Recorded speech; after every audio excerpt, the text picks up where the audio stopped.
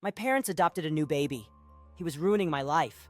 Mom and Dad had hinted at a surprise for weeks. Something special. Something big. Something that'll make all our lives better, Dad said. I hoped for a family vacation, or maybe a swimming pool. Instead, I got a brother. His name was Ian, just 8 months old. Dark hair, little eyes even darker. They'd adopted him through the same agency they'd used to adopt me. I hated him. We had to share a bedroom. Soon, half of my stuff was boxed up in the attic to make room for a crib. He wasn't much fun either. He screamed whenever I touched him.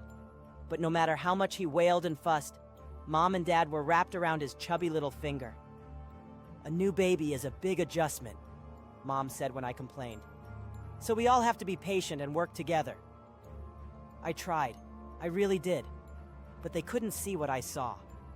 I began noticing things within a few months of Ian living with us. Strange things. Like how Ian's cry never seemed to reach his eyes. I can't recall a single tear ever wetting his cheeks. Almost as if it was all for show. And he was strong. Strong enough to pull out a handful of my hair when I tried to give him a bath, howling all the while. I tried telling Mom and Dad that he was weird, but they chalked it up to jealousy. Their lives now revolved around Ian, with little time left for me. I finally discovered why late one night. I awoke at about 3 a.m. I glanced at Ian's crib, only to find it empty. I almost cried out for my parents, but the sound of their bedroom door creaking open stopped me. I poked my head around the corner, where I saw it.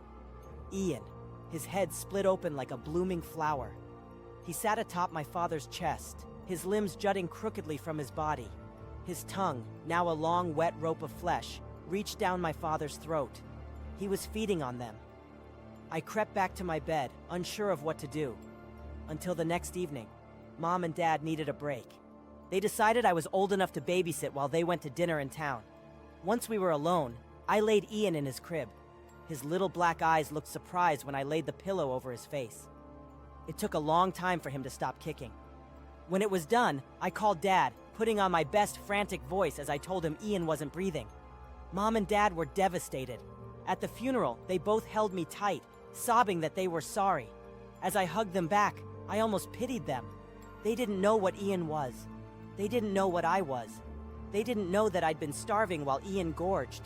And they didn't know that I don't like to share.